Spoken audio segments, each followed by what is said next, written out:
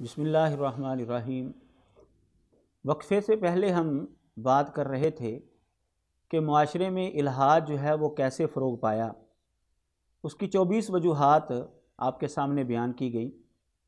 25वीं वजह यह है कि वालिदैन की तरफ से भी कमज़ोरी ज़ाहिर होती है कि वो बच्चों की तरबियत अच्छे तरीके से नहीं कर पाते, जिसकी वजह से बच्चे जो हैं वो बिगड़ जाते हैं और आहिस्ता आहिस्ता जो है वो गलत क़ुव्वतों के हाथ में चढ़ जाते हैं। 26वीं वजह यह है कि असरी उलूम और मजहबी उलूम के अंदर बोध को बढ़ा दिया गया है। जब मजहबी उलूम को अलग कर दिया गया, असरी उलूम को अलग कर दिया गया, तो असरी उलूम सीखने वाले तलबा और तालिबात जो हैं वो आसान शिकार साबित हुए मुल्हिदीन का, क्योंकि उनका नसाब तालीम भी उन्हीं लोगों ने मुरतब किया होता है जो कि खुदा पर अदम यकीन रखते हैं, जो कि मज़हब से बेजार लोग हैं। तो ज़ाहिर है उन्होंने अपने ही मौक़िफ़ की बातें जो हैं वो किताबों के अंदर शामिल करनी हैं और बच्चों को वही पढ़ाया जाएगा जिसके नतीजे में वो आहिस्ता आहिस्ता मज़हब से बेजार हो जाते हैं। तो असरी उलूम और मजहबी उलूम को अलग अलग कर देने की वजह से भी मुआशरे के अंदर जो है इल्हाद फैला है। 27वीं वजह यह है कि मुआशरे के अंदर ऐसे लोग ज़ाहिर है पाए जाते हैं जो इल्हाद से मुतासर हैं या इल्हाद का शिकार हो चुके हैं। तो ऐसे लोगों से ताल्लुकात रखने से भी कई लोग जो है वो मुल्हिदीन का और उनके नज़रियात का शिकार हो गए। इस वजह से भी मुआशरे में इल्हाद फैला है। 28वीं वजह यह है कि हमारे निज़ाम तालीम के ऊपर मगरबी निज़ाम तालीम की वाज़ेह तौर पर छाप है। ज़ाहिर है कि उनके अकायद और नज़रियात के मुताबिक ही किताबें हमारे यहाँ जो हैं वो पढ़ाई जाती हैं असरी उलूम के तहत। और जैसा कि पहले भी मैंने बताया, साथज़ा भी कई ऐसे मौजूद होते हैं जो मुल्हिद हैं, तो वो उसको मज़ीद जो है वो ख़ूबसूरत करके जो है वो तलबा और तालिबात को पढ़ाते हैं, जिसके नतीजे में बच्चे जो हैं वो इल्हाद का शिकार होना शुरू हो जाते हैं। 29वीं वजह यह है कि दीनी रहनुमा जो है वो अखलाकी तरबियत जो है वो नहीं कर पाते। यानी अहले इल्म भी बसा औकात वो अपनी आवाम, अपने सामीईन की अच्छी तरह तरबियत नहीं कर पाते, जिसकी वजह से वो बेरारवी का शिकार हो जाते हैं लोग और मुल्हिदीन के हथे चढ़ जाते हैं। 30वीं वजह ये भी है, ये भी कई लोगों की बात सामने आई है कि उन्होंने इल्हाद क्यों कबूल किया। बचपन में उनके साथ कोई नागुफ्ताबे वाक़या हो गया, मज़हब से बेजार हो गए वो लोग, उनके दिलों में मजहबी लोगों की नफ़रत जो है वो फैल गई, उनके दिलों में मजहबी लोगों की नफ़रत बैठ गई, तो वो आहिस्ता आहिस्ता मज़हब से दूर होने चले गए, वो आहिस्ता आहिस्ता मज़हब से दूर होते चले गए। या फिर कोई हादसा हुआ, कोई फ़र्ज़ करे बम धमाका हुआ, ऐसे लोग भी सामने आए, उन्होंने कहा जी मेरा बच्चा जो है वो बम धमाके के अंदर जो है वो शहीद हो गया, तो अगर खुदा होता तो मेरा बच्चा जो है वो ना मरता। इस तरह की बातें जो हैं उसने सोची और खुदा का इनकार कर बैठा। यानी कोई ज़ाती हादसा हुआ है, तो जिसके नतीजे में वो इल्हाद का शिकार हो गया है। ये हैं वो वजूहात कि जिनकी बुनियाद पर मुआशरे में इल्हाद जो है वो फैलता है। अब हम आते हैं इसके तदारुक की तरफ कि इसका कैसे ख़ात्मा किया जाएगा, कैसे इसका मुकाबला किया जाएगा। तो उसके लिए सबसे पहली बात वो ये है कि हुकूमती तबका को सेकुलरिज़म की जितनी भी सूरतें हैं उन सब के ऊपर पाबंदी लगानी चाहिए। पहला, ये हुकूमत की तरफ से काम किया जाए, क्योंकि जो लोग इस फील्ड के हैं उनको पता है कि सेकुलरिज़म के अंदर जब इंसान चलता है तो वो आहिस्ता आहिस्ता जो है बढ़ता बढ़ता जो है वो इल्हाद की तरफ चला जाता है। दूसरा तदारुक ये हो सकता है कि उलमा जो हैं वो मुतजद्दिदीन का इल्मी मुहाकमा करें, यानी जिन लोगों ने दीन इस्लाम को एक खिलवाड़ बनाकर पेश किया है और मगरिब से मुतासर हो गए और अपने इस्लामी अकायद और नज़रियात को मगरिब के उसूलों के मुताबिक डालने की कोशिश की और एक ऐसी सूरत में पेश किया कि जो मगरिब को कबूल हो जाए, उन लोगों का इल्मी मुहाकमा करना ये उलमा की ज़िम्मेदारी है।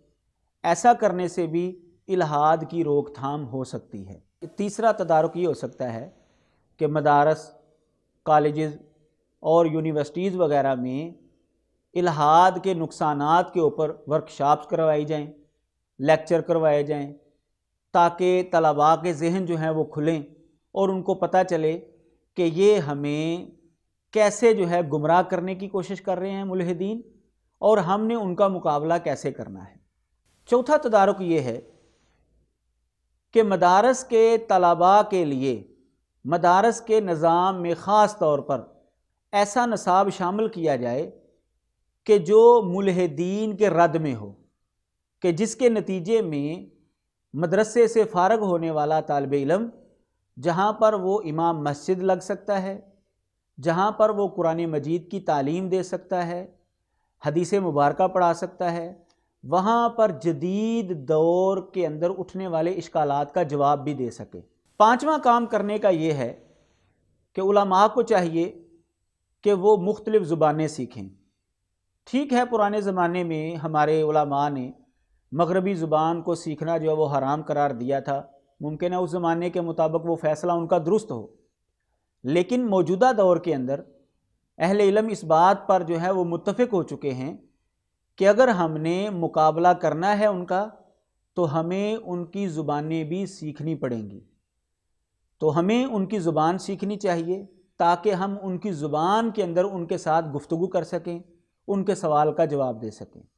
نمبر 6، وزارت تعلیم کو بھی اپنا کردار ادا کرنا چاہیے۔ وہ بھی نصاب کے اوپر جو عصری علوم ہیں، جو سکول اور کالج اور یونیورسٹیز ہیں، ان کے نصاب کے اوپر جو ہے وہ کما حقہ نظر رکھے۔ وہ دیکھے کہ کون سا نصاب جو ہے وہ ہمارے بچوں کا مستقبل روشن کرے گا اور کون سا نصاب جو ہمارے بچوں کا مستقبل خراب کرے گا۔ وزارت تعلیم کو اپنی ذمہ داری نبھانی پڑے گی۔ ساتواں کام یہ کرنا ہے کہ جو نوجوان ایسا ملتا ہے کہ جو ملحدین کی طرف سے اٹھائے گئے شکوک و شبہات کا شکار ہو چکا ہے، اس کی مناسب رہنمائی کی جائے۔ آٹھواں کام یہ کرنا ہے کہ ایسا نوجوان جو اپنا دلی اشکال پیش کرنا چاہتا ہے، جو شبہ پیش کرنا چاہتا ہے، تو اہل علم کو چاہیے کہ وہ اچھے انداز سے اس کا شبہ سنے، اگر اس کو جواب آتا ہے تو اچھے انداز سے اس کا جواب دے، اس کو ڈانٹے نہ، اس کے ساتھ سختی نہ کرے، اس کو اچھے انداز سے اس کا جواب دے۔ اگر جواب نہیں آتا تو کسی ایسے اہل علم کی طرف ریفر کرے جو اس فن کا ماہر ہے۔ کہیں ایسا نہ ہو کہ ہمارے ڈانٹنے کی وجہ سے، ہمارے سخت رویے کی وجہ سے وہ بندہ اسلام کو ہی چھوڑ جائے اور غیر مسلموں کی جھولی کے اندر جا کر گر جائے۔ قرآن مجید میں اللہ تعالیٰ نے فرمایا ہے ادعو الی سبیل ربک بالحکمت والموعظۃ الحسنہ، حکمت اور اچھی نصیحت کے ساتھ، اچھے طریقے کے ساتھ ہم نے لوگوں کو دعوت دینی ہے۔ تو آٹھواں کام یہ کرنا ہے کہ اگر کسی نے اپنے ذہنی شک اور شبے کا اظہار کیا ہے تو اہل علم کو چاہیے کہ اچھے انداز سے اس کی بات سنیں اور اچھے انداز سے اس کا جواب دینے کی کوشش کریں۔ اگر جواب نہیں آتا تو کسی ماہر فن کی طرف اس کو بھیج دیں۔ نواں کام ہم نے یہ کرنا ہے کہ اسلام کی صحیح تصویر جو ہے وہ لوگوں کے سامنے پیش کی جائے۔ مثال کے طور پر جیسا کہ آپ کو پتہ ہے کہ کچھ دہائیوں سے اسلام کا نظریہ جہاد جو ہے وہ بہت ہی عجیب و غریب طریقے کے مطابق جو ہے وہ پیش کیا جا رہا ہے، اور ساری دنیا میں دہشت گردی اور جہاد یہ دونوں کو مترادف جو ہے وہ سمجھا جانا شروع ہو گئے ہیں۔ وجہ کیا ہے کہ اسلام کے حوالے سے، نظریہ جہاد کے حوالے سے پروپیگنڈا کیا گیا ہے۔ تو ہم نے اسلام کے صحیح منہج کو، اسلام کی صحیح تصویر کو لوگوں کے سامنے پیش کرنا ہے کہ یہ جو ظلم اور زیادتی کرتے ہیں ان کا اسلام کے ساتھ کوئی تعلق نہیں ہے۔ اسلام تو یہ نظریہ دیتا ہے کہ تم نے مظلوم کی مدد کرنی ہے، تم نے حتیٰ کہ جانور کے اوپر بھی ظلم نہیں کرنا۔ ایک بلی کے اوپر اگر کوئی ظلم کرے گا تو اس کو جہنم کے اندر پھینک دیا جائے گا۔ تو یہ کیسا مسلمان ہے جو سادہ لوگوں کو، یہ کیسا مسلمان ہے جو عوام کو ختم کرتا پھرے؟ یہ مسئلہ اسلام کا نہیں ہے۔ یعنی ہم نے اچھے انداز سے اسلام کا صحیح رخ جو ہے وہ لوگوں کے سامنے پیش کرنا ہے۔ 10واں کام ہم نے یہ کرنا ہے کہ لوگوں کو اس بات کی طرف راغب کیا جائے کہ قرآن اور حدیث جو اسلام کی بنیادیں ہیں ان کو مضبوطی سے تھاما جائے، کیونکہ رسول اللہ صلی اللہ علیہ وسلم نے فرمایا تھا ترکت فیکم امرین لن تضلوا ما تمسکتم بہما، کہ دو چیزیں میں چھوڑ کر جا رہا ہوں، جب تک تم ان کو مضبوطی سے پکڑے رکھو گے گمراہ نہیں ہوگے، کتاب اللہ و سنت رسولہ، قرآن مجید اور نبی علیہ الصلاۃ والسلام کی سنت و حدیث۔ خود بھی قرآن و حدیث کے پابند بنیں اور عوام کا بھی یہ ذہن بنائیں کہ قرآن اور حدیث کی پابندی کرنی ہے اور اس کو مضبوطی سے تھامنا ہے۔ جو مسئلہ قرآن اور حدیث کے اندر آئے گا اسی کو مانیں گے، جو اس کے اندر نہیں آئے گا ہم اس کو نہیں مانیں گے۔ 11واں تدارک یہ کرنا ہے کہ الہاد پھیلانے والی جو ویب سائٹس ہیں، جو بلاکرز وغیرہ ہیں، ان سب کو جو ہے وہ بند کیا جائے۔ ظاہر ہے کہ یہ حکومت کی طرف سے ہوگا، تو حکومت جو ہے وہ آگے بڑھے اور یہ کام کرے کہ الہاد پھیلانے والے جو یہ ویب سائٹ وغیرہ ہیں ان سب کے اوپر پابندی لگا دے۔ اسی طرح الہاد پھیلانے والی جو کتابیں ہیں ان کے اوپر بھی پابندی لگنی چاہیے، کہیں ایسا نہ ہو کہ عوام جو ہے وہ کتابیں پڑھ کر یا شکوک و شبہات سوشل میڈیا کے اوپر جو آ رہے ہیں ان کا شکار ہو جائیں اور مذہب سے بیزار ہو کر اللہ تبارک و تعالیٰ کے انکار تک پہنچ جائیں۔ اب ہم آتے ہیں کہ ملحدین کے افکار اور نظریات کیا ہیں۔ بنیادی بات تو آپ نے یہ سمجھ لی کہ خدا کے وجود کے اوپر عدم یقین ہے ان کا۔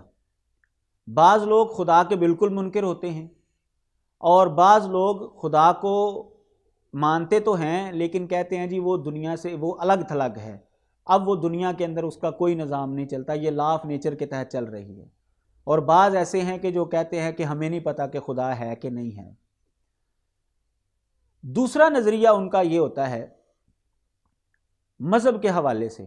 ساری گفتگو کے نتیجے میں آپ یہاں تک بھی پہنچ گئے کہ جیسے وہ خدا کا انکار کرتے ہیں اسی طرح وہ لوگ مذہب کا بھی انکار کرتے ہیں، کیونکہ مذہب جو ہے وہ انسان کو پابند بناتا ہے کہ تم نے یہاں پر جانا ہے، یہاں پر نہیں جانا، تم نے حلال راستہ اختیار کرنا ہے، حرام راستہ اختیار نہیں کرنا، تم نے سود نہیں لینا، تم نے صدقہ و خیرات کرنا ہے، غریبوں کے ساتھ تعاون کرنا ہے، کسی کے ساتھ ظلم اور زیادتی نہیں کرنا، وغیرہ وغیرہ۔ مذہب لوگوں کو پابند بناتا ہے، جبکہ ملحد چاہتا ہے کہ مجھے آزادی ہو، اور وہ آزادی کس حد تک ہو اس کی کوئی حد نہیں ہے۔ ان کے نزدیک حرام اور حلال کے اندر کوئی تمیز نہیں ہے، ان کے نزدیک جس طریقے سے مرضی آپ مال و دولت سمیٹ لیں، سودی نظام رائج کر دیں، ظلم اور زیادتی کر لیں، کچھ بھی کر لیں، کسی بھی طریقے سے وہ جو مرضی کرتے رہیں، کوئی پوچھنے والا نہیں ہے۔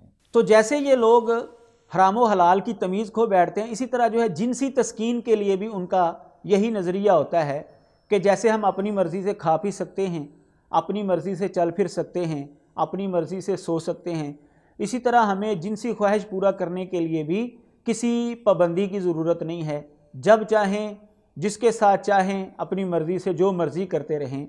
صرف ان کے ہاں زنا بالجبر جو ہے، چونکہ دوسرا فریق جو ہے وہ راضی نہیں ہوتا، صرف وہ جرم ہے، اس کے علاوہ اس کی کوئی شکل جو ہے وہ جرم قرار نہیں پاتی۔ عقیدہ آخرت کے حوالے سے ان کا نظریہ کہ مرنے کے بعد دوبارہ کوئی نہیں زندہ ہونا، کوئی ایسا دن نہیں آئے گا کہ جہاں پر حساب و کتاب ہوگا۔ وجہ یہ بیان کرتے ہیں کہ جی مشاہدے میں یہ چیز نہیں آتی، حالانکہ آپ کو پتہ ہے کہ بعض چیزیں ایسی ہیں جو مشاہدے میں تو نہیں آتی لیکن ان کے اوپر یقین رکھا جاتا ہے۔ یہ جب ہم دلائل کے اوپر گفتگو کریں گے تو انشاءاللہ وہاں پر تفصیلی روشنی ڈالی جائے گی۔ مذہب یہ بتاتا ہے کہ انسان جسم اور روح کا مرکب ہے، جبکہ ملحدین کا یہ نظریہ ہے کہ روح چونکہ نظر نہیں آتی، یہ کوئی مادی جسم نہیں ہے۔